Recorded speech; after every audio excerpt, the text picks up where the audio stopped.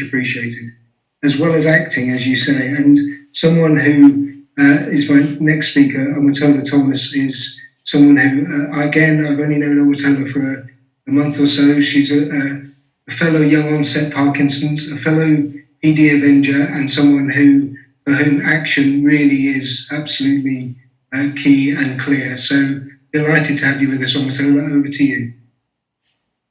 Thank you very much, Gary. I'm just waiting for, there we go. Can you hear me? Right. Hello, everyone. My name is Omotola Thomas, and I'm very excited to be here.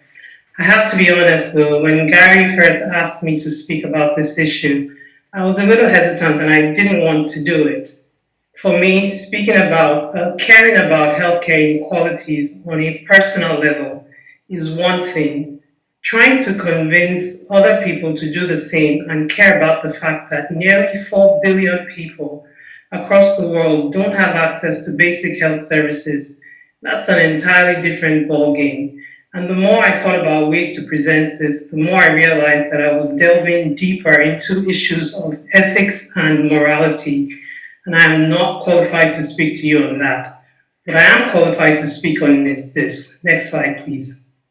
My experiences regarding how a neurological condition has impacted my life and how those experiences have helped shape my view on this important topic, particularly as it relates to Parkinson's disease in Africa.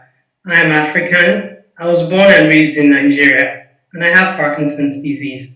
I got diagnosed in 2016 here in the UK at the age of 35.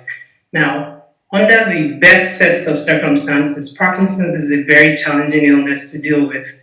When you add on top of that the added complexity of not being able to afford the basic medication that you need to be able to move and function, and then add another layer of the burden of stigma that is associated with this illness across many parts of Africa, what was a challenging situation starts to quickly evolve into an impossible one.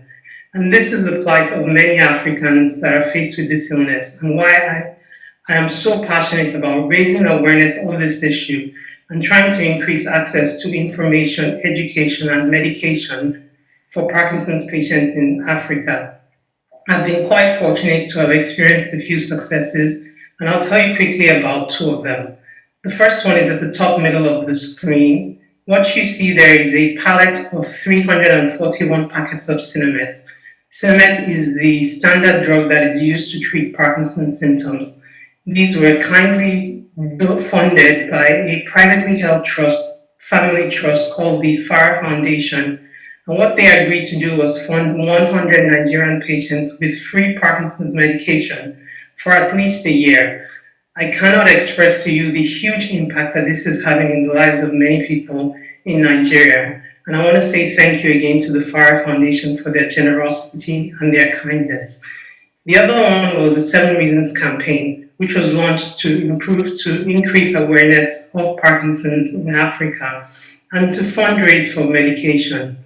We raised over $11,000, and again, all of that money is going to be used to purchase meds for Africans who are unable to afford their medication. Why is this important to me? I live in a country where my access to healthcare is completely independent of my socioeconomic status. What does that mean? That means whatever healthcare services I need to manage my Parkinson's, I have access to it. And yet, I still struggle greatly with this illness. Some of those symptoms are visible to you. Many of them are not.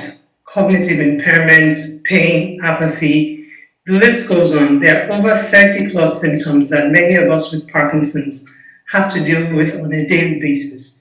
Yet, I still consider myself one of the lucky ones.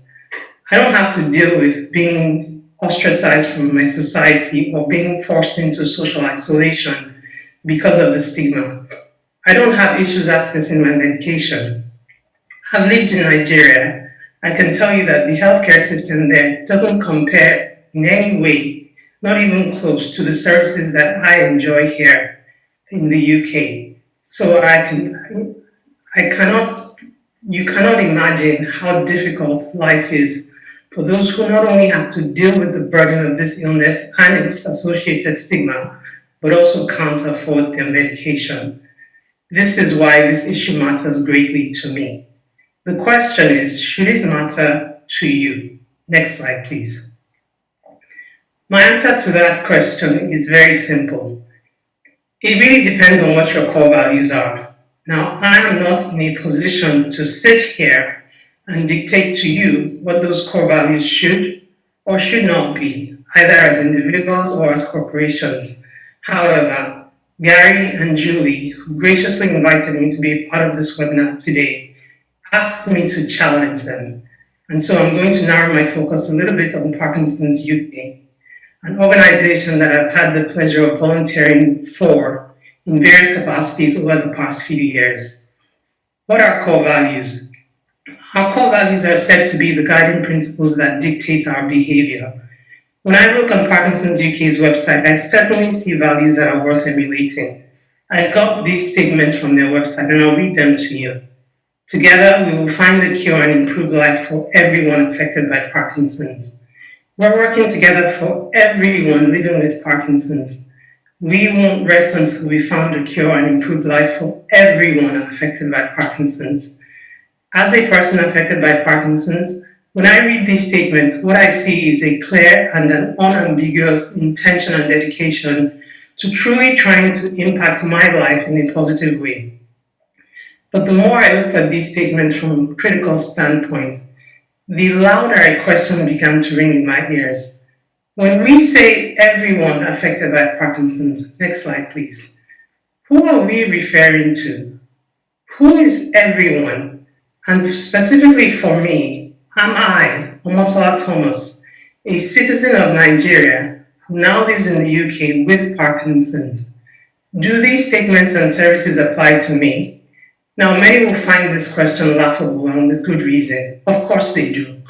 If not for any other reason, but for the mere fact that I've volunteered with Parkinson's UK and worked very closely with them. So I know that without a doubt, these statements and services certainly apply to me. Next slide, please. But what if this happened? What if I moved back to my home country, Nigeria? Would I still be a part of everyone? Or would I fall out of the reach and the grasp of the organization? I would still be the same person, and I would still have Parkinson's disease. What about the other patients across Nigeria?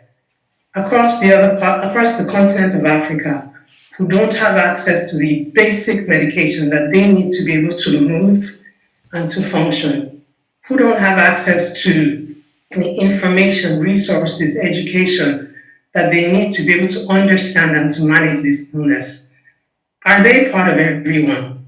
When we say we are working together for everyone living with Parkinson's, are we including them as well? And does our reach, the reach of our services, does it cover everyone? The sad truth is that as of today, I can't tell you that the answer to that question is yes. But I'm hopeful that together, next slide please, we can work to fix that. So, here is my challenge to Parkinson's UK and to all the other Parkinson's organizations and charities, because this applies to all of us. If we have learned any lesson from the current pandemic, it is this, that now more than ever, we are a globally connected society. If we are going to use language that indicates a broad sense of inclusivity in terms of the services that we offer, then it's time for our actions to match that language. If we say everyone, we must mean everyone, because when it comes to Parkinson's disease, everyone needs us. Thank you. Thank you, Omotola. That was brilliant. And we asked you for a challenge and you certainly gave us